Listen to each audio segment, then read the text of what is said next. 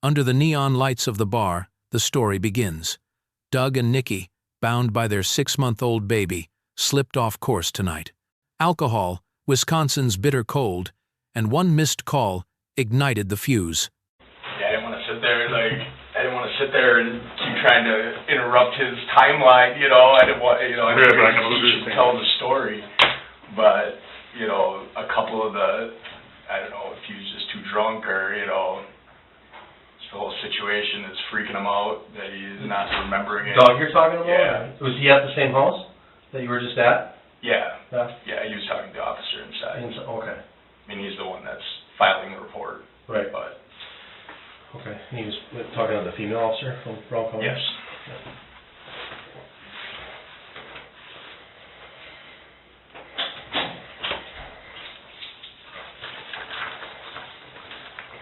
How long have you guys been friends? Since we're about 16. Okay. Probably half my life. More than that. Yeah, we're not locked in. No, I don't think we're locked in. I hope not. Hopefully we both got phones we can call and get out of here. So obviously we're probably just going to ask you a lot of basic questions to start out with here, and then we'll get into the details. But last night I heard you guys were talking about how long you've known. What's your friend's name? Doug. Doug. Okay.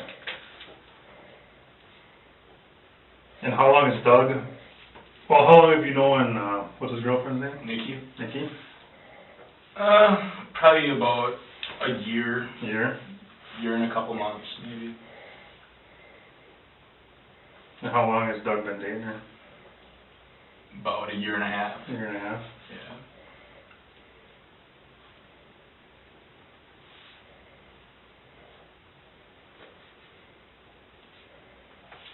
Are those two live together, or? Yeah.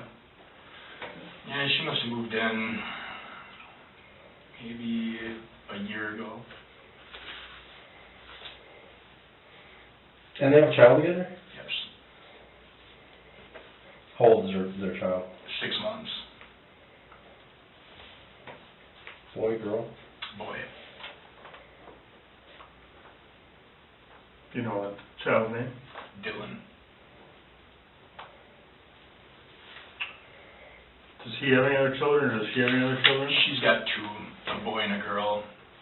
I haven't really ever met them, but they are there from Monday night to Friday morning, and then they go with the dad from Friday night to Monday morning. Yeah.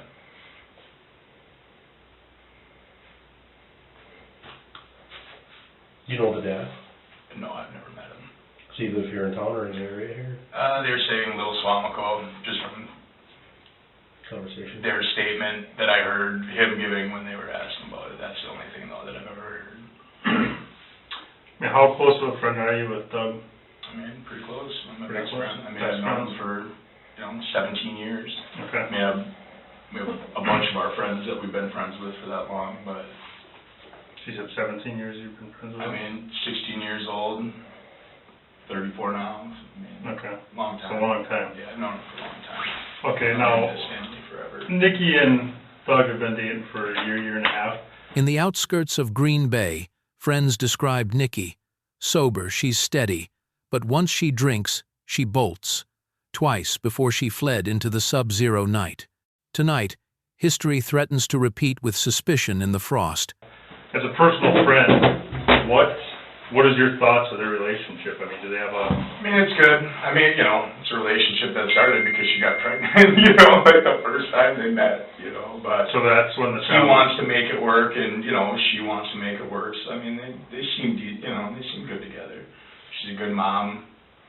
She's super proactive with, I mean, that's why this whole thing is so scary, is that when it comes, like, breastfeeding and stuff like that, like, she is, like, really, like, natural and holistic with her approach to, like, when they were having the kid, there's no way that she's going to let them do a C-section, she prepped herself, and, that's why this thing is kind of really crazy that she hasn't come back. You ever notice them arguing or fighting at all? I mean, they fight like any other couple, I guess, but, I mean... When you say fight, verbal? Yeah, I mean, just...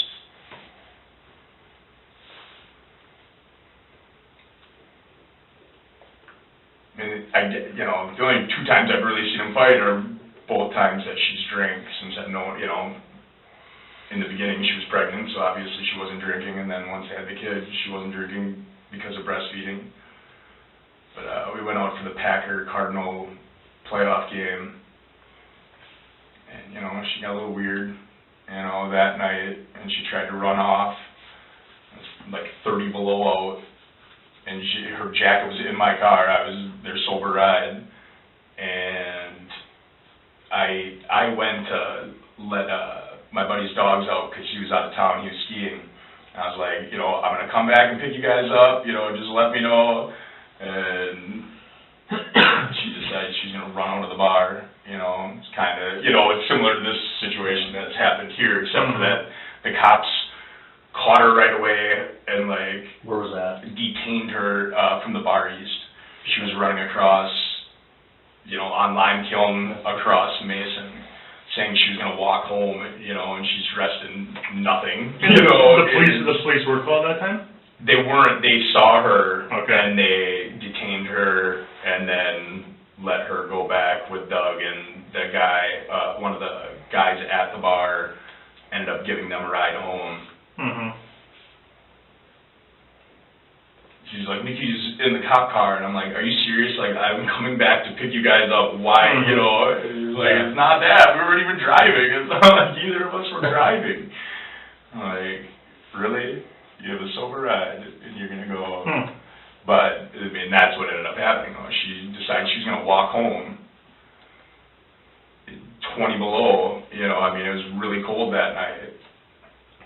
And it's kind of... So you don't have a lot of experience knowing her before she got pregnant, when she was drinking a lot or anything? I don't know. It's just kind of... She was drinking a lot. But normal activity when she drinks? She just was... the only 2 times that I've seen her drink in, the year that I've known her, both times kind of resulted in her, just taking off, she can walk. She's like, oh, I was from Denmark, I'm tough, I can walk in 30 below in a skin-tight mini skirt with no jacket that's sitting in the back of your car. And I'm like, Nikki, a girl just froze 2 weeks ago. A girl died leaving a bar, I'm like, you think that you can walk 5 miles to get home, and there's no way. But that's, a weird delusion of grandeur that we, saw that time, and, Inside the interrogation room, the tale shifts to psychology. A friend once fell into schizophrenia, and in Nikki's drunken state, glimpses of the same disorder appeared. Not just arguments, this was an escape into the freezing dark. So she's a walker. She can just walk, wherever, but... Is it usually because there's some kind of an argument or something, or does she just wants to go, and if nobody's ready, she's leaving? She just gets a little weird when she drinks. She does get strange. She starts not making sense necessarily. I have a buddy that got diagnosed with schizophrenia a couple of years ago, and we tried everything to help this guy and keep him social and keep him out, and active and being around people, and it became impossible. And sometimes I see some small glimpses of similarities when it comes to, drinking, because for him that was a main problem, where he'd have a drink. And all of a sudden he'd get very strange, and nobody'd want to be around him, but he's a 230-pound guy, and it's different when, you're a 140-pound girl with big boobs, it's not that same situation that you run into, where people are uncomfortable. I see a little bit of similarities once in a while between, not when she's sober, she's pretty normal, but when, those times that we drank, I see it, I see the same thing that I would see happen to him a little bit. I know she's not on medication, and, I was just going to ask, you don't have any meds or anything no, that she's on? Or? She's not on any medications.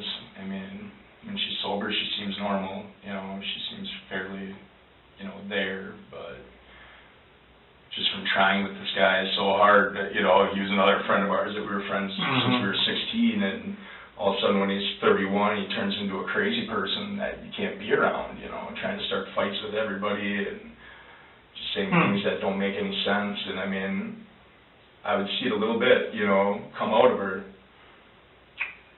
Getting into a little bit of last night, So how did the night start? How did you guys all get together? we were all going to Steel Panther. Okay, who At was the all? watering Who was hole. all? A big group of our friends, but Aaron Klinsky, Darcy Lipsky is his fiance. How do you spell Aaron's last name? Kulinski. Okay, and who else? Darcy Lipsky. Lipsky. Yeah, I think so. Crystal Kane. Crystal? Yeah. Kane. Okay. Mike Gillespie. How do you spell his last name? I mean, Gilliesp. Man, that'd be my best guess. We'll guess that. Who else? Angela Cormier, that's Crystal Kane's sister. Crystal Kane's sister? Yeah, Crystal's married to a friend of ours, but he has back problems and he's been like bedridden the last 4 weeks, so he couldn't come. Courtney Gerlikowski. After the Steel Panther show, the group scattered. Nikki drifted with the crowd while Doug lingered in small talk. A missed call, jealousy flaring, and her abrupt choice to leave the sardine can setting risk wide open. And Scott Peterson. Not to be confused with the other Scott Peterson that we... And, I don't think he was at a conference. Right? I don't think So- he was on the Steel Panther last night. And obviously you and Doug and Nikki, yes.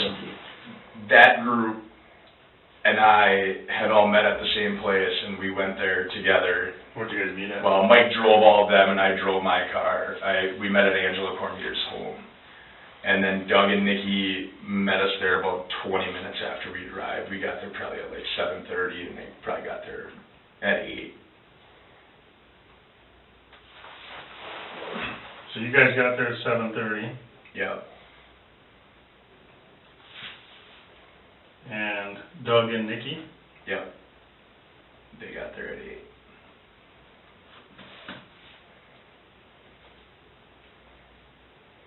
Okay. So then how did the night progress from there?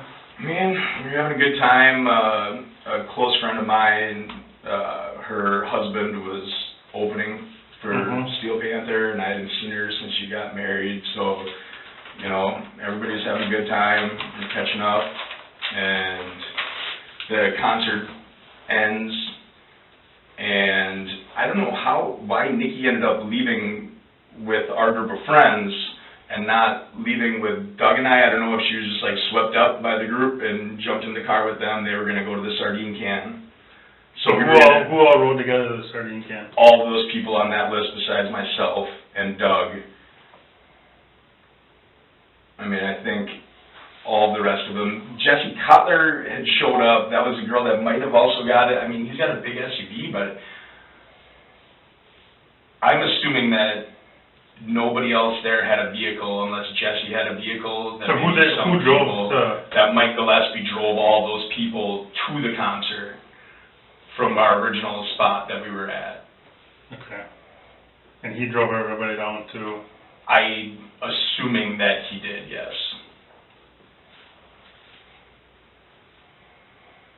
So when Doug and I were about to walk out, we saw an old friend from high school, and we started to talk to her and her husband for a little while. Okay, who's that? Angela Fatla. She's got a different last name. I'm not sure what her husband's last name is. How do I spell her last name? Fatla, I think, yeah. So we were talking to her, just catching up for a while, and we were probably, we probably were there for like 30 minutes talking to her. And our group of friends that were at the watering hole, they text us like, hey. But they had already left. They were already, yeah, Okay. They had left 30 minutes prior to us actually walking out and leaving. So I think what happened was when we walked out the door, Angela had called Doug to see where we were, and Doug answered the call. And I think that Nikki had tried to call him before that, and then she was angry that he didn't answer her call, but he answered Angela's call when he actually heard it because we were walking out to the car to leave. And at that point... Night pressed down on Mason Street. Friends texted, she was gone. In this climate, walking alone was a gamble with death. From here, the search began, and the ticking clock turned into the night's most merciless enemy. I think she, they were on that outdoor patio at the sardine can, so it's kind of just like an open door to go out. And from what I heard was, that she's like, I'm leaving, and she started walking, and our friend Aaron... Where were you guys at this time? We were in the watering hole parking lot at that point when this happened. So... What time was this about? I think probably like 12:15, maybe a little earlier, 12:10, that we were walking out to go to the sardine can. So our friend Aaron tried to stop her. He's like, what are you doing? You can't just run off, just wait. They're on their way here. So then Doug's calling her and talking to her, and she's, yelling at him, and, why aren't you here? Are you with some girl or something? She's getting a little crazy. And, Aaron had texted either Doug or I saying, she took off, I tried to stop her. So, Doug, she hung up on Doug, he called her back. Who hung up on Doug? Nikki. Okay. Because at this point, we knew, she wasn't at the sardine can. And so then, the next call, I pulled in and I parked my car, and I'm like, Doug, hand me the phone, maybe I can talk to her. And what time was this at? I think this is The phone rang in the midnight chill, but Nikki's voice was chaotic, paranoid, unable to recognize who was speaking. Minutes later, the line went dead, ushering in a dangerous silence. It's 12:30, that this third call. You called? No, he had called, but I could hear her on the phone kind of yelling at him. I said, just give me the phone. Maybe if I talk to her, I can, have her let us know where she is so we can go and pick her up. Mm-hmm. So I talked to her, and she wasn't making any sense. She was accusing me of being Doug, pretending to be me. I'm trying to be logical and rational, and just be let us know where you are. You can't just go walking around, we'll come and pick you up and we'll go, we'll go back home. And then the call, I don't know if she hung up or the call cut out, but then after that, every time Doug had tried to call, her phone was off. It went straight to voicemail. So I don't know if her battery died right then when I was on the phone with her, but when I was talking to her, she wasn't really making much sense. Did any of the friends say which way she went? They said that she went south. Aaron had texted that she went south on Maple. So I don't know if Maple is the street where that bank is on the backside of the sardine can. If that's Maple, I'm not really, sure about all those roads. So we continued Doug continued to try to call her, and it just kept going to voicemail. We started to drive around the area and kind of scope the area out and see if we could find her walking. And we drove around for probably 25 minutes, and we figured, well, let's go to the sardine can and see if she went back there. And by the time we got back, all of our friends had left, and she wasn't there. So we went. You talked to any employees of the sardine can? Not employees, but I talked to a bunch of the people that were out on that. The open, yeah. What time was this that you went back to the sardine can? Man, this must have been at about 1:15 that I started to ask people. And I asked this one guy, I'm like, did you see a blonde girl, out here? And he's like, Nikki? And I'm like, yeah, But, so he's like, yeah, she left a while ago. And then I asked another guy, and this other guy knew, said her name too, which I know that sounds odd, but Nikki can get very outgoing and adventurous, where she'd be like, what's your name? I'm Nikki, that's something I've seen her do before to strangers, so I know that could that she could be very friendly in talking to people, in almost a naive way, but... Doug and his friends drove through the empty streets of Green Bay, hoping to spot Nikki. Bars had emptied. Witnesses gave vague answers. She already left. Time was devouring every chance. So we stayed there for about 20 minutes talking to people and, hoping that she would come back, and Doug's still trying to call her. And then we drove around. I mean, at this point, it probably was like 1:30, 1:40. We drove around for a while again, going up and down streets, trying to find her. And then, her phone isn't on, so we can't get a hold of her. And we had, thought maybe, hopefully, she got a taxi back or something. So then we went back to Doug's house. His phone had died by that point. And we got back there, and the babysitter was there, so the babysitter left, and, Nikki wasn't there. He kept trying to call her. How many times do you think you tried to call her? I mean, a lot. From his cell phone? I mean, probably 20 times, After it had gone dead? After that last conversation we had at like 12:36, yeah. I think that was the time that was dated on his phone when he was talking to the officer earlier. I think that's what he had said. So we kind of figured, she was in jail, possibly, like the time before, or that, man, we didn't know where she would have walked, but we couldn't find her, What time did you leave? I ended up dropping Doug off probably, it was late. It was probably 2:40, 2:50. I think I left his house at about 3 and went home.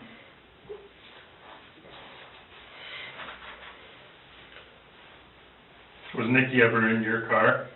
Not that night, no. Okay. She was not. Doug drove his car to the watering hole with Nikki, but then when we were leaving, I'm like, well, leave your car here. I'll give you a ride back to your car tomorrow. We'll go to the sardine can. Okay. Did you talk to Doug at all today? Yeah. I mean, he texted me in the morning. He asked me if he left his phone in my car, and I was like, no, you were calling Nikki in your living, in your kitchen. He texted you, so obviously he has... No, he Facebook messaged me. Oh. So I said, I know your phone is there somewhere, you just gotta find it, I went and looked at my car anyway, but I knew that he had called her once he got his phone on once he charged it up. And then... What time was that at? I mean, I think like 9:30, 10 in the morning. And then he'd sent me a message back saying he still couldn't find it, that he must have lost it, and then he found his phone. And then by that time is when he was starting to get, in the morning he thought maybe she was just mad and blowing off steam and went to a friend's house or something. By morning, fragile hope collapsed. Nikki never returned to breastfeed, a choice unthinkable for a mother like her. For someone so devoted, this absence signaled a looming tragedy. And by noon, it was unlike her not to be back to breastfeed the kid. I mean, she's like pretty adamant, no matter how mad she'd be at him, if she was that mad, she'd come back and she'd take the kid and leave, but right. I don't see any scenario whatsoever where she would not come back for Dylan. I can't imagine. When you dropped Doug off, you dropped him off at his house? Yeah. And is that the address we were just at? Yeah, that was where we were, yeah. Okay. And who does he live there with? With her. Nikki and Dylan, The two of them live there? Yeah. So real quick, just this morning, I kind of didn't catch the whole thing. You said that he contacted you with Facebook Messenger? Yeah, with Facebook Okay. Messenger. And then you said something about noon? By noon he was...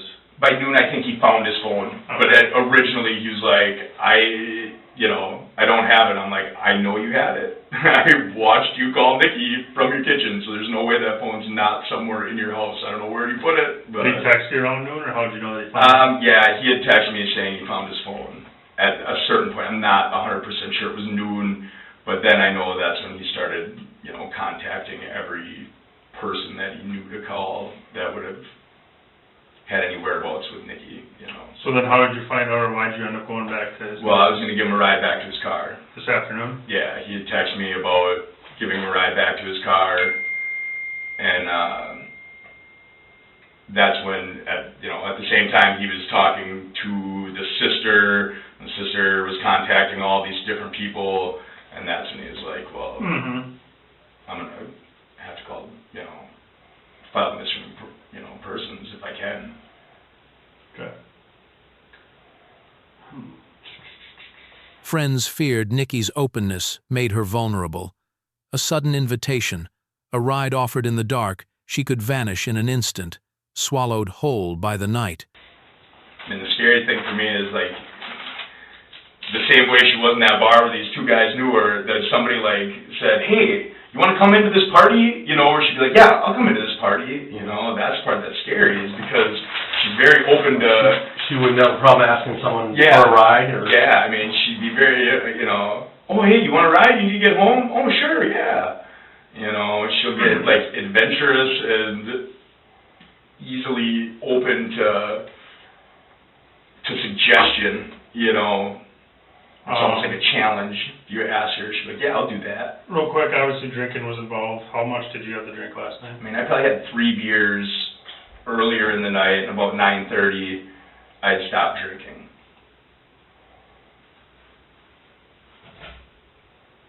How about Nikki? I mean, I don't think Nikki had very much to drink, but like I said, I don't think it takes much before she kind of goes into like a weird place in her mind, or maybe your thoughts aren't necessarily making as much sense as they would normally. How about Doug? How much did Doug have? I'm not sure. I mean, you obviously saw him drinking though. Yeah, I mean, he's firing down some shots at people, So at this point, do you know where Nikki's at?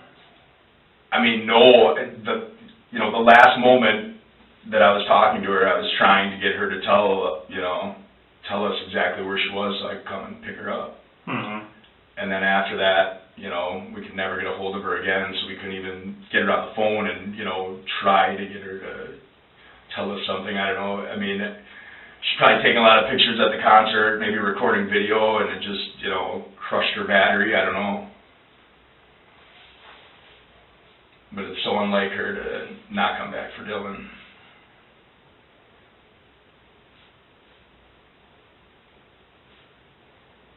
I mean, if I had to guess, I would say Nikki probably had like 3 beers. And Doug had said that she took 1 shot with like 2 friends that she had saw out there that she knew. And I don't know what she would have had at the sardine can, if anything, I'm not sure. I know Doug said that the last drink he got her was a water, so at the water. I'm going to get straight to the point real quick. Do you think Doug had anything to do with her disappearance? He was with me the entire time. Okay. I mean... Did you have anything to do with her disappearance? No, I definitely did not. I like Nikki. I mean, she's a very nice girl.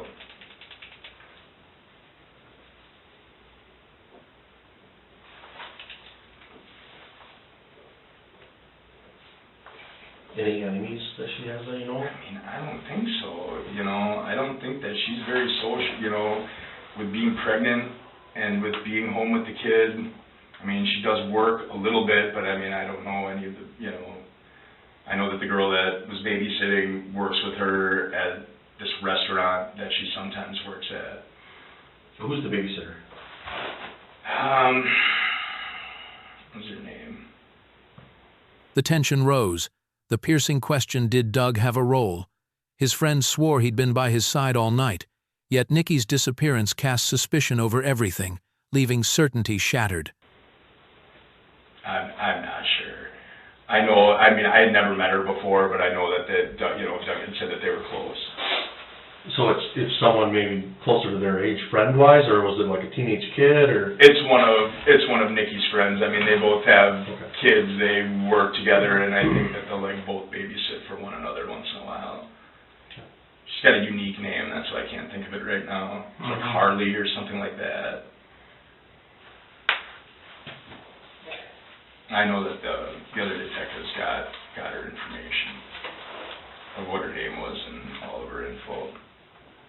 Well, what time did he text you to come pick him up to give him a ride back to his car? I mean, he had texted me at about 3:30, maybe 3:45. He had asked, like, hey, you know, are you doing anything?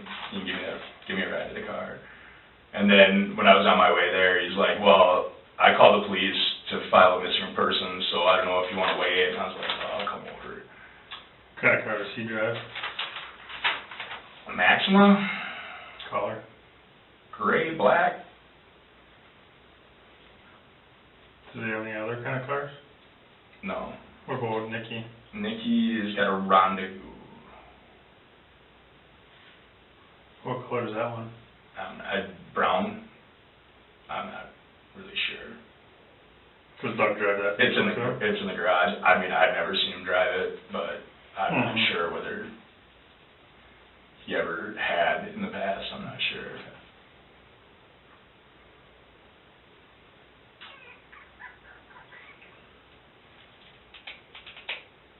Think of anything else?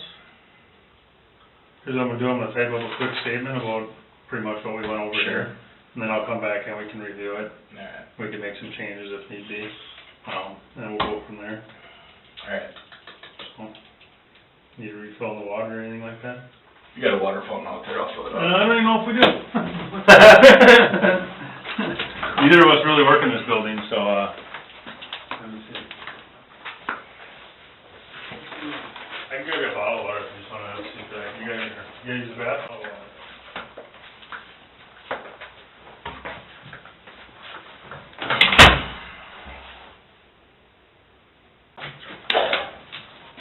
Thank you.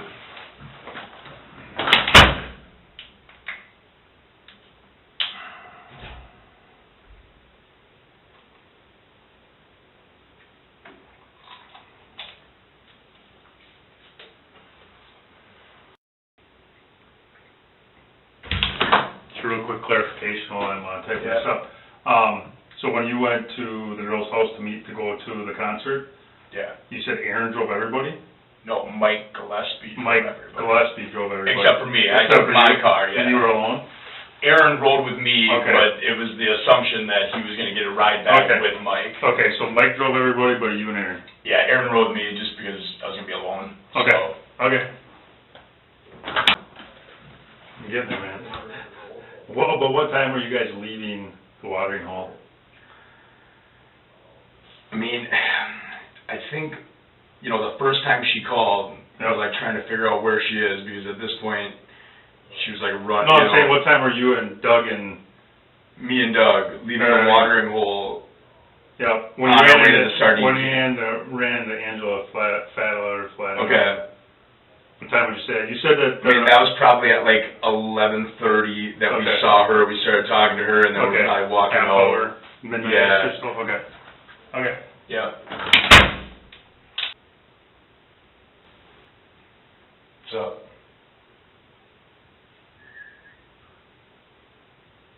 Well, yeah, I said I'm sitting in the interview room at the sheriff's office. I wasn't joking. Filling out my statement. Inside the interrogation room, Doug's friend laid out every detail, each piece of the night placed like a chess move, yet the picture remained incomplete. Nikki was gone, leaving only a chilling void. About all the things that happened last night, just like the whole list of events that led to her disappearance, Well, I mean, we don't know where she is, we can't find her, so they want to make I mean, I went over there to give Doug her, what's that? I said, well, I went over there to give Doug a ride to his car, but, he had called the missing persons report in. I figured I'd stop by there and try to help any way I could, so.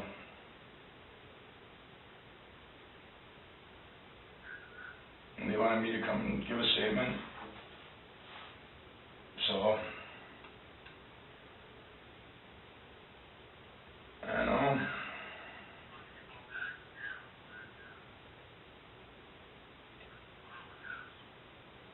Yeah.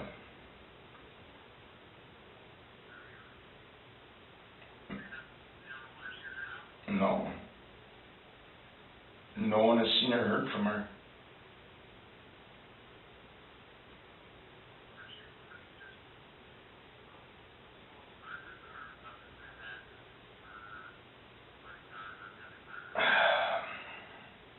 No, but that's a good idea.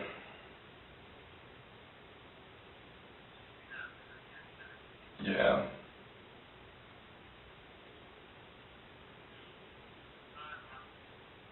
Yeah. Alright. See you, Aaron. Bye.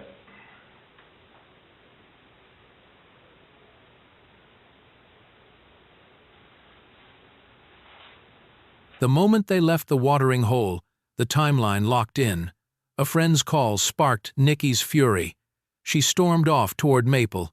From the driver's seat, Doug sat powerless in the freezing wind as the clock began its countdown. A couple more clarification. So, when you guys leave the watering hole, you drive to the sardine can? Well, no, we're on our way, but this is when he's talking to her and she's already left. Okay, so she already left. So you said you were at you said you were walking to the watering hole around 11:30. So you guys. No. Over the watering hole? Well, and then you ran into Angela Fatlaw. Okay, yes. And you talked to her Yes. for a half hour, so then Yeah. it was midnight. Everybody else left at around 11:30. Yeah. You and Doug are at the watering hole. You talked to Yes. Angela till like midnight about. Maybe a few minutes after. Okay. So then you guys leave around midnight, let's We're say. walking out the door, Yep. and Doug gets a phone call, and he answers it, and it's Angela saying, hey, where are you guys? You know, why aren't you here? Okay. But then Nikki's mad because she must have called prior to that, and he didn't answer, and then he answered when, you know, a friend of ours' Okay, sister so you guys- was married. So Okay. then, she, you know, I think at that point is when she's like, I'm out of here, I'm leaving. You know, so then we're sitting in the car, and Doug is talking to her and trying... At the watering hole yet? At the watering hole, Okay. yeah. So I think the first call was like 12:17 that he was talking to her. And you guys were sitting in the watering And we're sitting, yeah, in my car in the watering hole, and then, you know, she won't stop walking, you know, he's like, just go back to the watering hole. So then, you know, I start driving to go... The sardine can. To get to the sardine can, yeah. So then you guys go to the sardine can. Well, no. So then I pulled my car over and I said, hey, Doug, let me talk to her. Maybe I can talk to her, she'll let us know where she is. Okay. So then her phone, you know, dies out. He keeps trying to call back, goes straight to voicemail.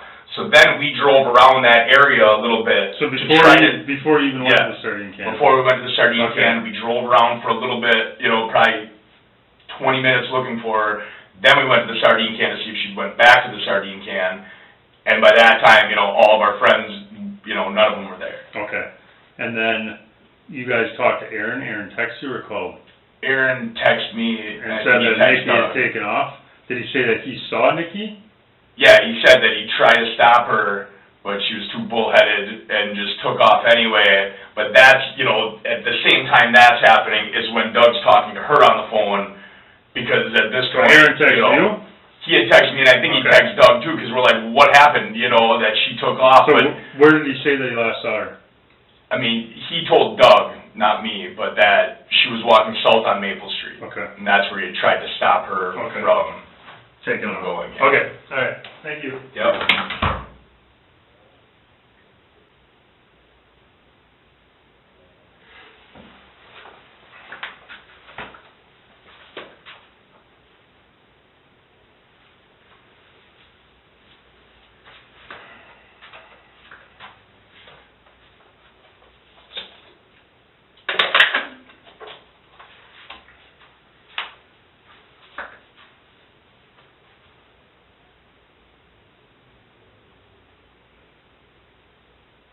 Scattered details aligned. The Tiki Bar, then Maple Street walking alone into Wisconsin's night. Aaron tried to stop her, but failed. This was no tantrum.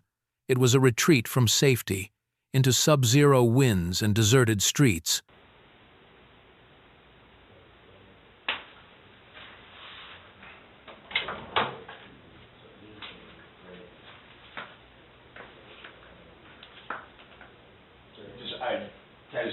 Aaron didn't see her while he was driving his car.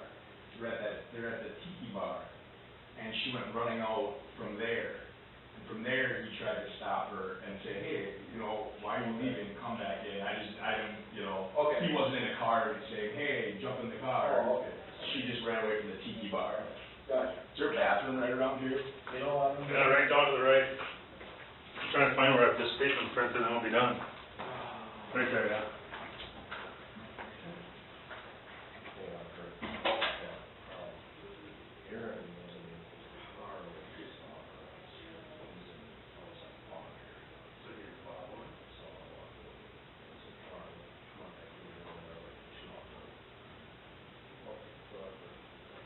But either regardless, they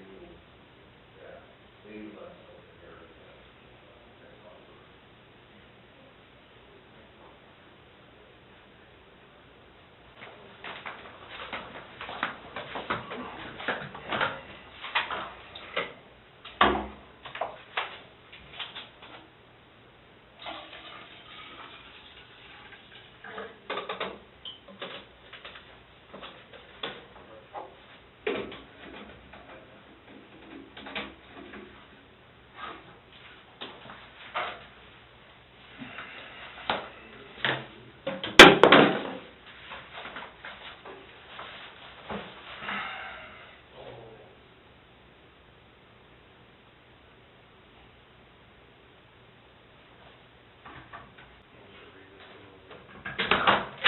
Alright.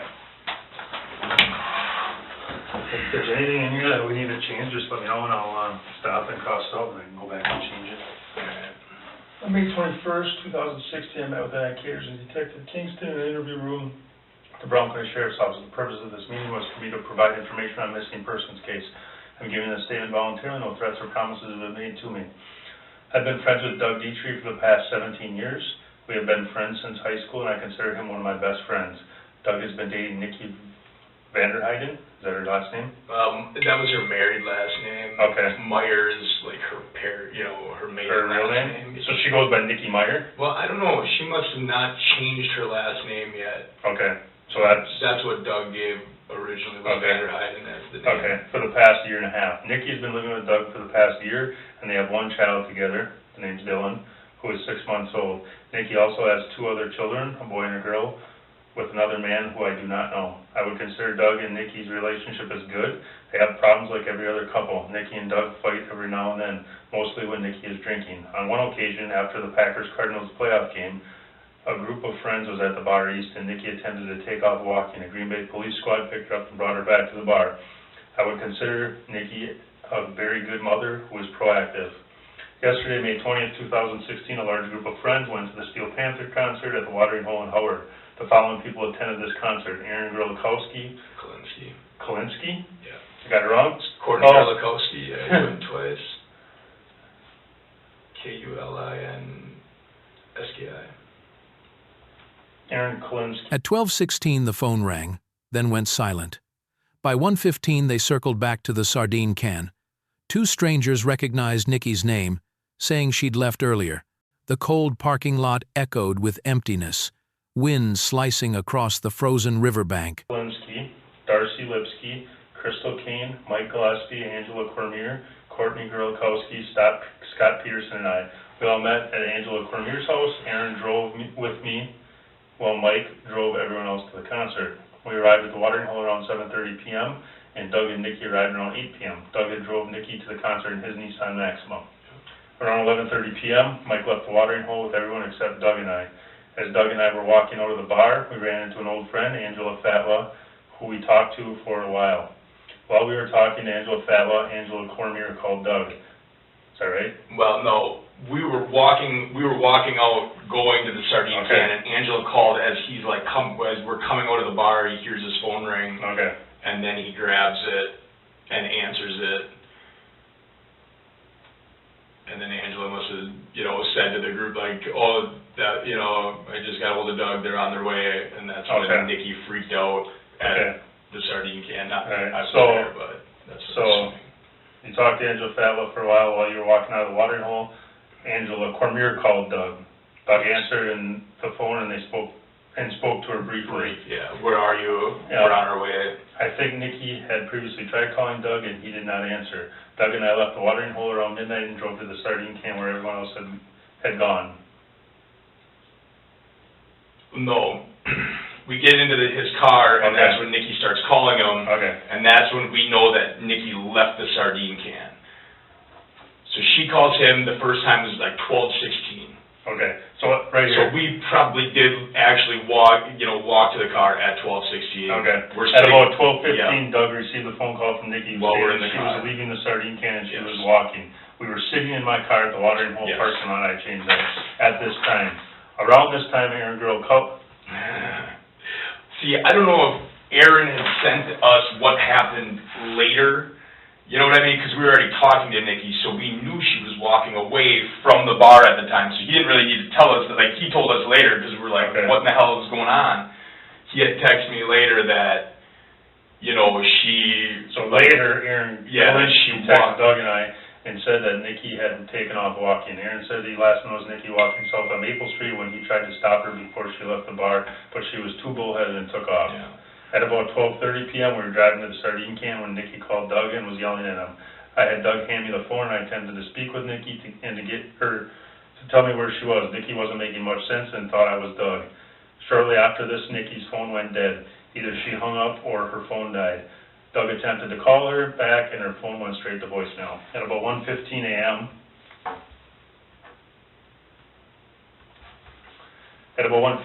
Doug and I drove around for about 25 minutes looking for Nikki. Well, between the 12:36 call and 1:15, we were looking for Nikki. Okay. You know, at probably Okay. 1:15 is when we get to the sardine can and we start asking people, hey, you know, have you seen this girl? Or we thought our best chance was that maybe she was, you know, back at the sardine can once her phone died, or, you know, that she ended up going back there at some point when she Okay. cooled off.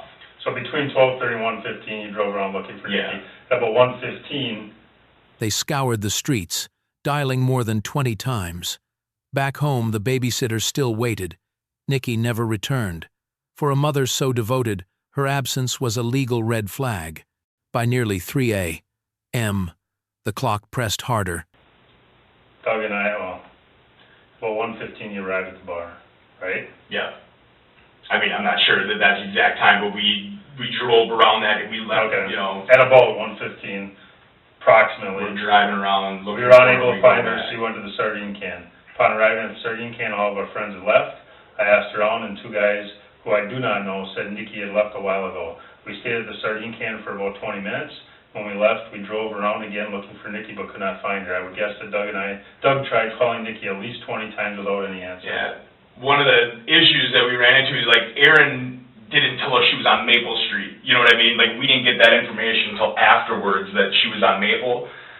So I was just kind of guessing, you know, I was driving up and around. When did Aaron text you that? Aaron texted me at 3:30 in the morning. When I got back to my house, he had texted me because we had let him know that we couldn't get a hold of her. Let me see exactly.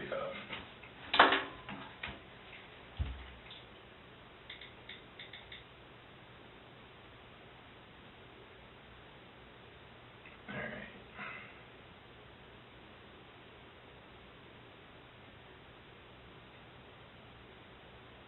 Yeah, so like I sent him a text at 12:56 saying, "What did you say to Nikki?" You know, and then I don't know if my phone had died at some point, and I got this when I replugged it in and got my battery charged up. Mhm. But he sent me a text saying nothing. She went off on her own. And what time was that at? Well, the text said it was coming through at 3:31, but my phone had died. So when I plugged my phone back in, then it shows. Yeah, then it shows what time I received it. But he sent nothing. She went off on her own. I tried to throw her. But that's the time, 3:30 a.m. is the time. Is the time that it came through because my phone, you know, I put it on the charger. And then So when you powered it back up. yeah, then it popped. Okay, all right. He said, I tried to throw her a lifeline only because Doug is a friend, but she was too pig-headed to be reasoned with and walked off. Okay. So that, you know, that's when I had, you know, got that part. And he Okay. must have told Doug at some point in a text that the last place he saw her was walking south on Maple. Did he tell you that that's where he saw her? No, he didn't.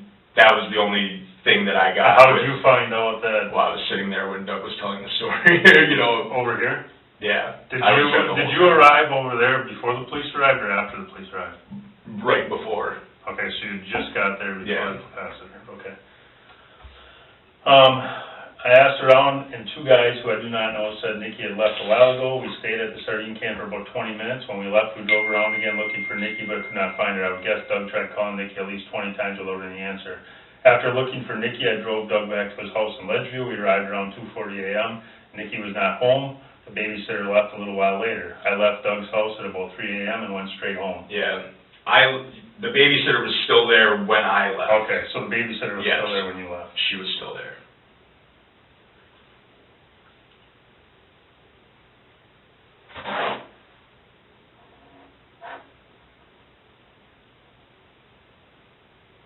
At dawn, a Facebook message revealed the phone's location, then came the sheriff's office.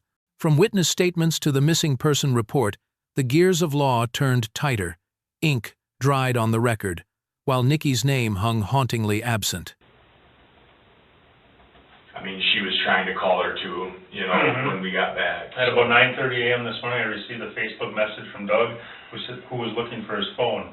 I told Doug his phone was at the house because he was trying to call Nikki from it last night. Correct? Yeah, when we got back, yes. Doug sent me a text message around noon and said he had found his phone and Nikki still was not home. At about 3:30 p.m., Doug texted me and asked me to come pick him up so he could go pick up his car.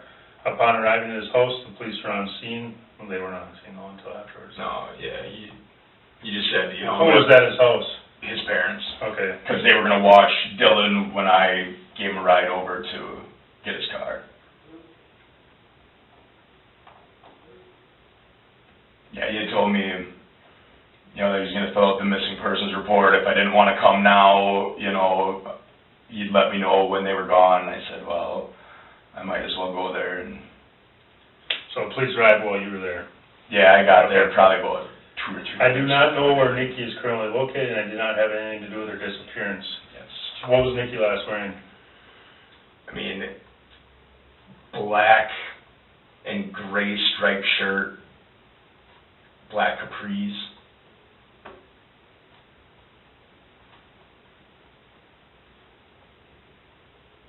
Okay. Do you remember what kind of shoes? I mean, no, I'm not looking. Was she wearing like? Well, I know what Doug said she was wearing. Doug said she was wearing like a medium heel, but Well, I you just don't know know. what it was? I mean, I wasn't looking at her feet, but Okay. yeah. All He right. said that she was wearing gray shoes when he did. Okay.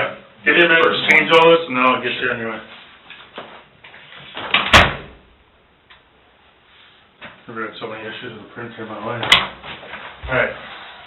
May 21st, 2016, I was at Caters and Detective Kingston in an interview room at the Brown County Sheriff's Office. The purpose of this meeting was for me to provide information on a missing persons case. I give in this statement voluntarily. No threats or promises have been made to me. I've been friends with Doug Dietrich for the past 17 years. We have been friends since high school, and I consider him one of my best friends. Doug has been dating Nikki Vanderheiden for the past year and a half. Nikki has been living with Doug for the past year, and they have one child together who is 6 months old.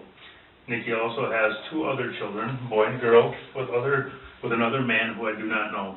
I would consider Doug and Nikki's relationship as good. They have problems like every other couple. Nikki and Doug fight every now and then, mostly when Nikki is drinking. On one occasion, after the Packers-Cardinals playoff game, a group of friends was at the Bar East. Nikki attempted to take off walking. A Green Bay police squad picked her up and brought her back to the bar. I would consider Nikki a very good mother who is proactive. Yesterday, May 20th, 2016, a large group of friends went to the Steel Panther concert at the Watering Hole in Howard. The following people attended this concert: Aaron Kolinsky, is that correct? I got it right? All right. Darcy Lipsky, Crystal Kane, Mike Gillespie, Angela Cormier, Courtney Grolkowski, Scott Peterson, and I. We all met at Angela Cormier's house. Aaron drove with me, while Mike drove everyone else to the concert. We arrived at the Watering Hole around 7:30 p.m., and Doug and Nikki arrived around 8 p.m. Doug had drove Nikki to the concert in his Nissan Maxima. Around 11:30 p.m., Mike left the Watering Hole with everyone except Doug and I. As Doug and I were walking out of the bar, we ran into an old friend, Angela Fatpa, who we talked to for a while. In Green Bay, the timeline pieces align. The Tiki Bar, then Maple Street. The sub-zero wind lashes from the Fox River. Aaron tried to stop her, but failed. This wasn't just anger, it was stepping outside safety. The night streets stood bare. While we were walking over to the bar, Angela Cormier called Doug. Doug answered the phone and spoke with her briefly. I think Nikki had previously tried calling Doug, and he did not answer. At about 12:15 a.m., Doug received a phone call from Nikki, who stated that she was leaving the sardine can and she was walking. We were sitting in my car in the watering hole parking lot at this time. At about 12:30 a.m., we were driving to the sardine can when Nikki called Doug and was yelling at him. I had Doug hand me the phone, and I attempted to speak with Nikki and get her to tell me where she was. Nikki wasn't making much sense and thought that I was Doug. Shortly after this, Nikki's phone went dead. Either she hung up or the phone died. Doug attempted to call her back, and her phone went straight to voicemail. Between 12:30 a.m. and about 1:15 a.m., we drove around the area looking for Nikki. We were unable to find her, so we went to the sardine can. Upon arriving at the sardine can, all of our friends had left. I asked around, two guys who I do not know said Nikki had left a while ago. We stayed at the sardine can for about 20 minutes. When we left, we drove around, began looking for Nikki, but could not find her. I would guess that Doug tried calling Nikki at least 20 times without any answer. After looking for Nikki, I drove Doug back to his house in Ledgeview. We arrived around 2:40 a.m. Nikki was not home. I left Doug's house at about 3 a.m., and the babysitter was still at the house. I then went straight home. At about 3:30 a.m., I turned my phone back on because it was dead. Aaron Kolinsky texted me and said that Nikki had taken off walking from the sardine can. Aaron said he tried to stop her before she left the bar, but said she was too pig-headed and took off. At about 9:30 a.m. this morning, I received a Facebook message from Doug, who was looking for his phone. I told Doug his phone was at his house because he was trying to call Nikki from it. Doug sent me a text message around noon, said he found his phone and Nikki still was not home. At around 3:30 p.m., Doug texted me and asked me to come pick him up so he could go pick up his car. Upon arriving at his house, his parents were over. The police arrived a little while later to take a missing persons report for Nikki. I do not know where Nikki is currently located, and I did not have anything to do with her disappearance. I last saw Nikki wearing a black and gray striped top and black capris. Yeah, I mean, I hate to say this, but, so that call, Nikki called. The next two calls was Doug calling Nikki back, because the first call was... Well, we gotta get it right, so... Yeah, the first call was Nikki saying, I'm walking, I'm leaving. This call was Nikki. I believe this is how it happened, yes.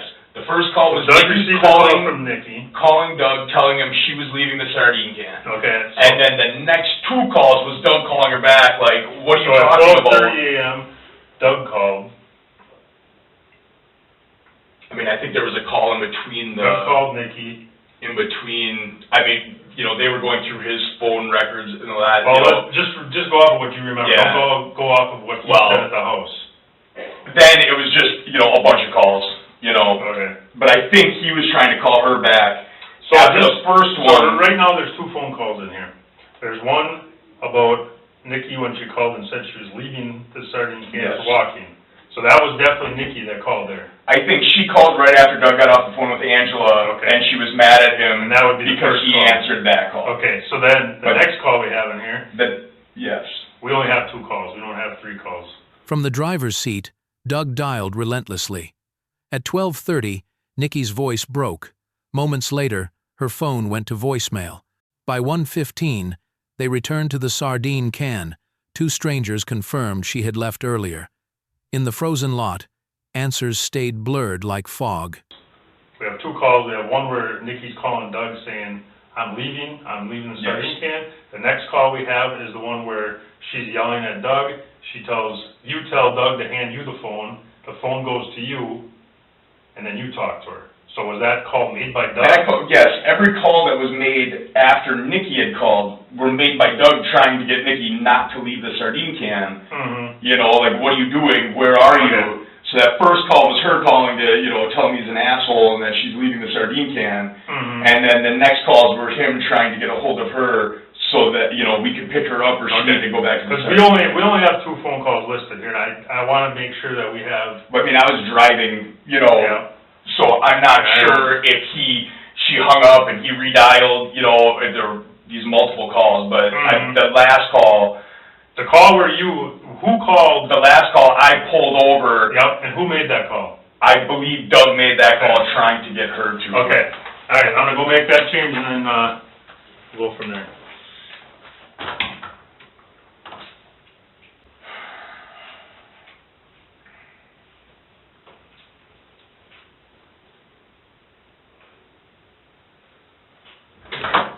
All right. Yeah, let's try this. Hey, going through a ream of paper here. I know. On May 21st, 2016, I met with Caters and Detective Kingston in an interview room at the Brown County Sheriff's Office. The purpose of this meeting was for me to provide information on a missing persons case. I'm giving this statement voluntarily. No threats or promises have been made to me. I've been friends with Doug Dietrich for the past 17 years. We have been friends since high school, and I consider him one of my best friends. Doug has been dating Nikki Vanderheiden for the past year and a half. Nikki has been living with Doug for the past year, and they have one child together who is 6 months old. Nikki also has 2 other children with another man who I do not know. I would consider Doug and Nikki's relationship as good. They have problems like every other couple. Nikki and Doug fight every now and then, mostly when Nikki is drinking. On one occasion, after the Packers-Cardinals playoff game, a group of friends went to the bar east and Nikki attempted to take off walking. A Green Bay police squad picked her up and brought her back to the bar. I would consider Nikki a very good mother who was proactive.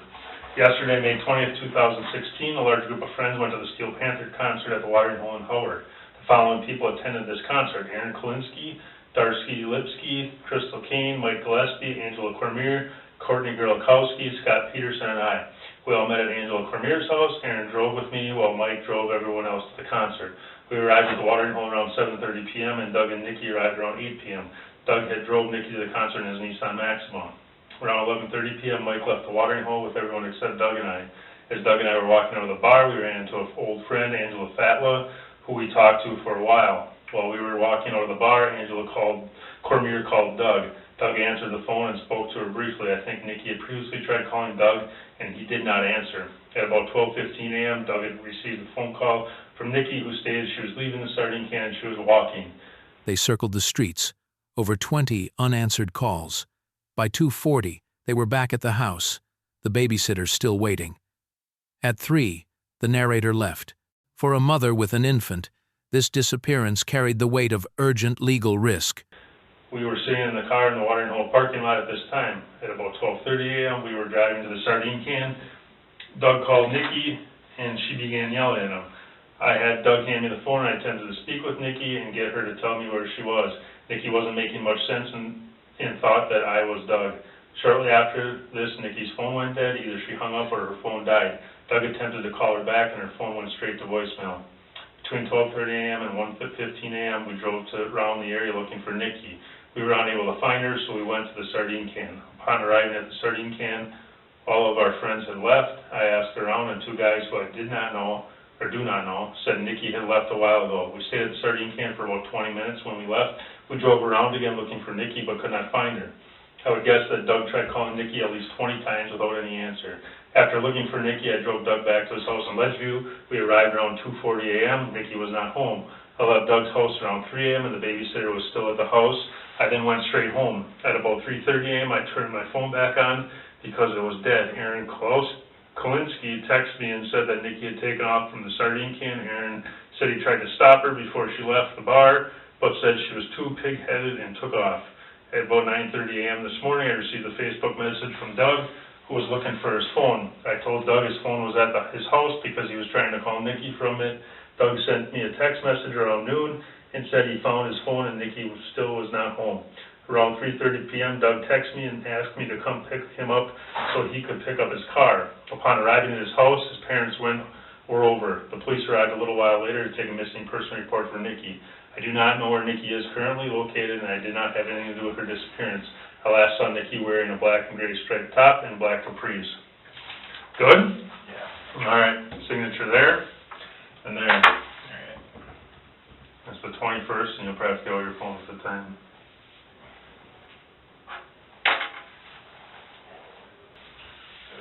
As a witness, and I just got 2 more forms for you here in a second.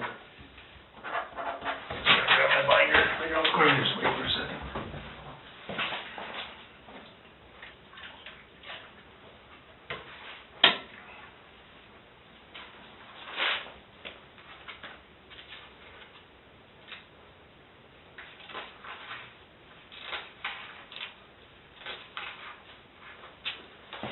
Just 1 second. Dawn arrived with paperwork, messages, statements, signatures at the Brown County Sheriff's Office, every timestamp now locked in reports, yet the crucial link was missing Nikki. The clock kept moving, but the question still hung in the air. All right, man. You're almost out of here. All right, I got 2 consent forms, basically. I'll explain this all to you. So basically, in an investigation like this, because you were one of the last people to see her, obviously, we like to get consent for, what we're asking for is consent on your phone. Basically, what we would do is we have a computer here, we hook your phone up to it, and it'll give us like your text messages and your phone calls between you and Doug and whoever else. So we would need a consent form for that. Okay? Do you understand what I'm saying? I understand, but I'm starting not to like this. No. I mean, I was trying to cooperate. No, you are. And now I appreciate you it. want to investigate me. I mean, Well, no, I don't think I want to do that. No, I don't think I want to do the consent forms. Here's what you need to understand. We have to eliminate people from this investigation, and this is our easiest way, quickest way to eliminate people. So basically, your cooperation, your statement, that's awesome, I appreciate it. That's going a long way, it's helping us. I'm just point trying us to in help out. No, I get it, and you're pointing us in the right direction. But in order to completely eliminate everything, basically, the consent of the phone would be... Since that had nothing to do with it, I agree with you. Eliminated already by not having I anything agree to with do you. with this. And this would put that over the top and say, hey, 100% without a doubt, this dude was not involved in her disappearance whatsoever. Man, I already know that I'm not involved in this disappearance. I think you should be trying to look at better avenues I get it. of finding where she is. I get it. That's where we're trying to go. And maybe your phone will eliminate you, and then we can move on to the next person. It will eliminate you. So, I mean, basically that's... So what do you have to do with my phone? So basically, we have a computer, there's an analyst here, he's a crime analyst. Basically, he will just hook your phone up to the computer, download it, and basically whatever you had in your contact, not your contact list, but, well, your contact list, your, like, incoming, outgoing calls, text messages, and then that's it. So, that's kind of the whole spiel of it all, for the phone. So, Yes. You got it? Yes. Okay.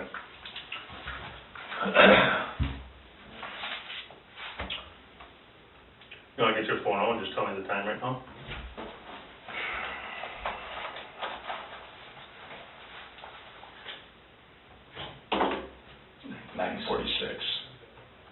I appreciate your cooperation, man, and I will get you out of here as soon as possible and get this over with. Middle initial again? J. And spell your last name again. Matthew, M-A-T-H-U. M-A-T-H-U. And your date of birth again? 12/9/81. 81 makes you what, 34? 34. And give me your address again, 1703 Grandview Road. What was that, an iPhone? Yes, 4.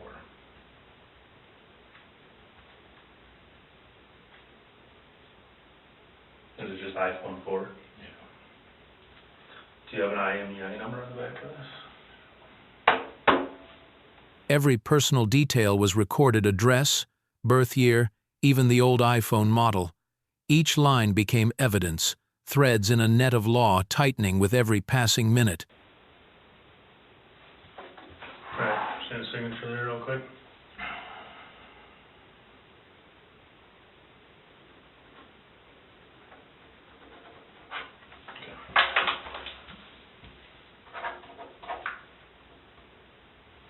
All right, give me 1 minute, I'm gonna wrap this off, and so you can hurry up and get it done, and then we'll get you out of here.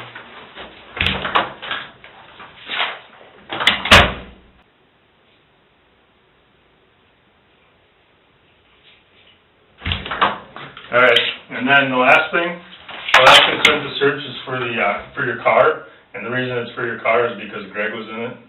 Next came the search of his car. On the cold streets of Green Bay, a 2002 Buick was no longer just transport, it became a potential crime scene where dust and fingerprints could rewrite the case. Doug, sorry buddy, it's been a long day already.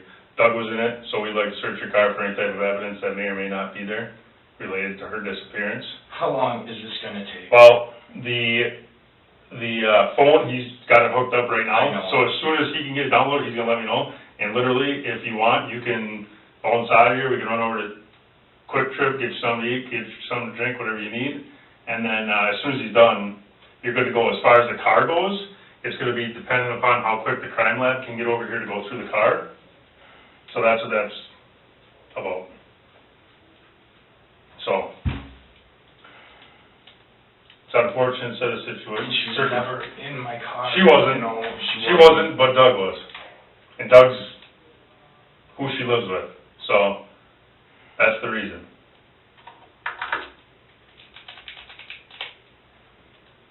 So I'm trying to be as quick as possible, I'm trying to make this as easy, man. Not as quick as possible. I know. Not as easy Hey, as possible. and you've been super cooperative so Yeah, far, I and I was, appreciate but it. now you're, I mean, We're just trying to get to the bottom of Nikki's disappearance, man.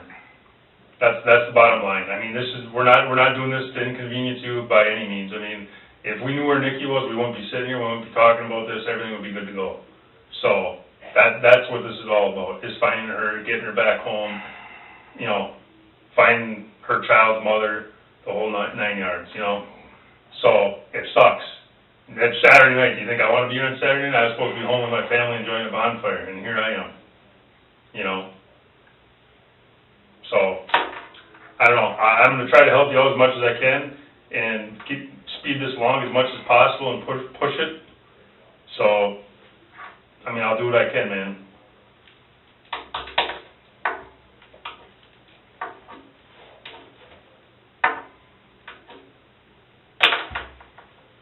So what's your thoughts? I mean, am I charged right now? No, absolutely not. I can leave at any time. Mm-hmm. All right, I would like to go. Okay. I really would. I mean, I'm really frustrated right now Okay, well, here's the deal. because I had nothing. Nikki is my friend. Are you, okay, are you gonna wait for your phone? You want me to call you, do you want me to drop it off? What do you want me to do? I think we're going to smoke a cigarette, All right, and I'll think about it. Sure.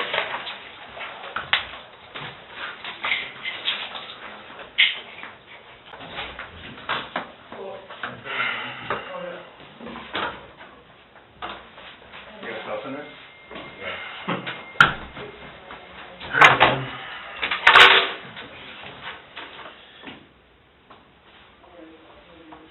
Do you know what kind of car, what your car is, like the model and all that? 2002 Buick Park Avenue.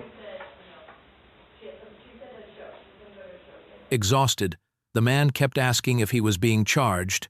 The answer was clear: you can leave any time. But in truth, every movement he made was already under the microscope of the law. Do you know license plate? NLV 520. Color is that tan? Black.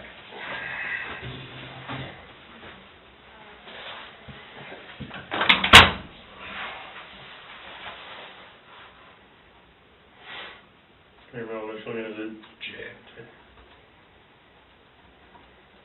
Your date of birth again? 12/9/81. And you're 34.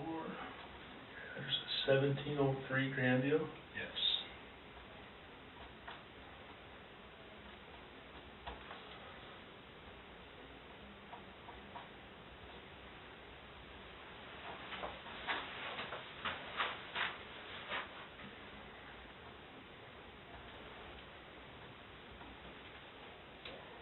Alright, basically, this is just giving consent for your 2002 Buick Park Avenue black in color, NLV 520.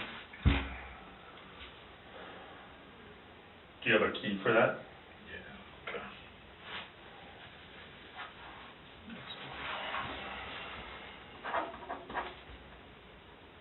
Alright, you wanna give me the key real quick, and then I'll go get this to the boss, and then we can get on that right away?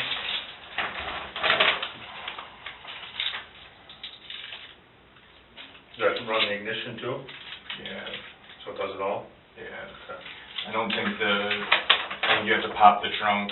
I don't think the From key. the inside? Yeah, I don't think the key actually goes and Okay. opens it. I think the All right. locks broke. In a few minutes. Let me go get this to the boss, and we'll get your costs through.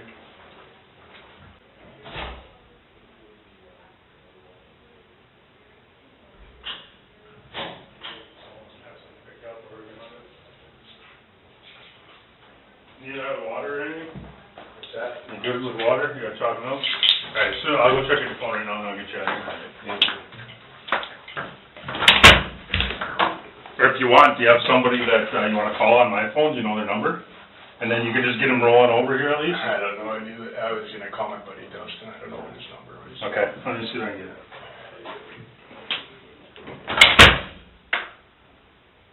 During the vehicle search, a startling discovery emerged. a handprint smeared across the trunk. To investigators, it whispered of a possible struggle, frozen into the metal surface. I should ask you a couple follow-up questions and you're almost done with your vehicle.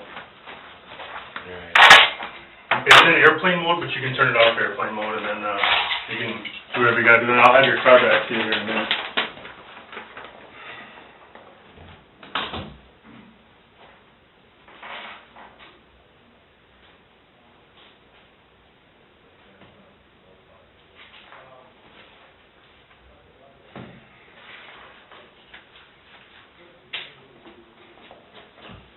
Hold on a second.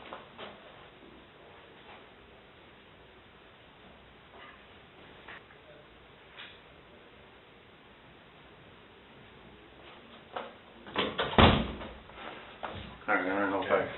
Good? Come pick me up a quick trip. You can take your car, dude. I mean, sure. Yeah. They'll be done in like 5 minutes. Yeah. They gotta take a couple pictures and then be good.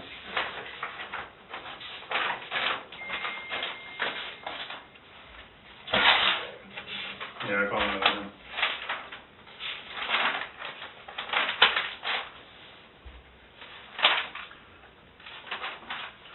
Fucking sweating my ass off. Yeah, never mind, I guess my car is supposed to be done. Okay, alright, bye, listen. Well, I'm home.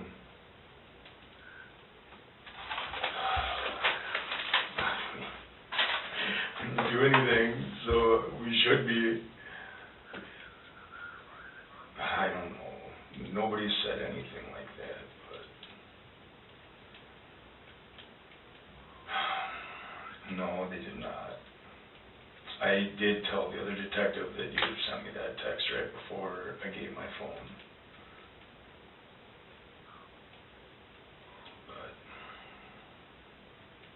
alright. See ya. All right, real quick, they're just going through your car, and there was just a couple things, not the pipe, that they noticed. On the back trunk of your car, there's a handprint and like some dust. Okay. Do you know how that got there? No idea. What do you mean, like on the back? On the trunk lid, there's a handprint, and then it looks like the handprint's like smeared, like fingers, like this. Do you know how that got there? Did Pulling you? it open, I have no idea. No, it's like on the top. It won't be like where you pulled it open, because like you pull it open down here. This is like, you know, this is like the trunk right here, and this is like where it opens, you know, and it goes like this. Like the handprint's like here, and then it kind of like swipes across. Do you remember ever noticing that? No, I've never seen it. Okay, so you don't know. Did you have your car washed recently? Oh my God. I don't know, dude. No. I don't know. I know some people. I probably haven't washed my car in 3 years. I mean. Okay. All right. So, and then that was about it. The cracked windshield. I went to adjust my mirror, and the whole thing cracked. Like 9 months ago. Yeah. My parents, anybody you talk to, Okay. clarified that was cracked before winter. I thought. Okay. I thought during winter that it was going to spider web, and I'd have to get a new windshield, but it didn't. It Okay. never moved. So that was before winter, and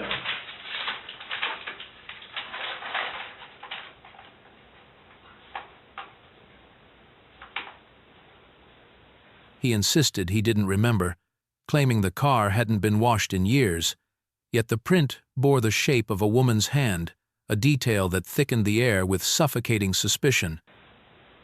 I gotta tell you, I gotta write myself a couple of notes, you know. So you haven't washed your car recently. I'm trying to think when the hell the last time it rained though, because obviously it would get washed off.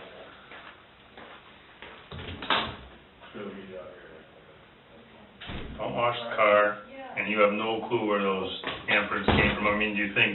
I don't know if I was like climbing around back there trying to. No, it doesn't. It doesn't look like the size of our handprint. It looks like a girl's handprint. To be honest with you.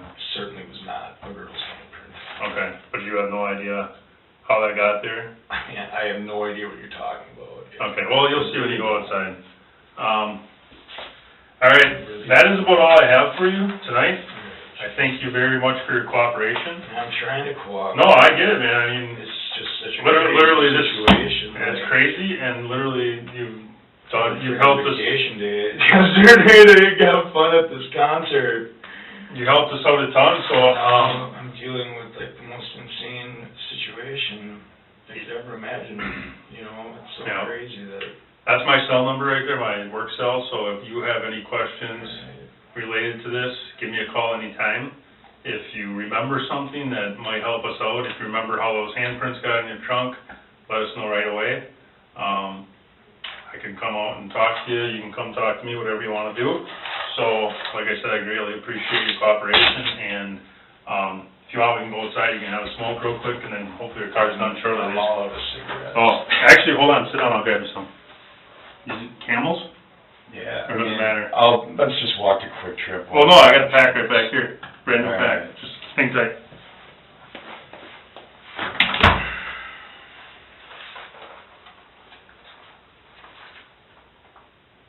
The interrogation ended, but freedom did not follow.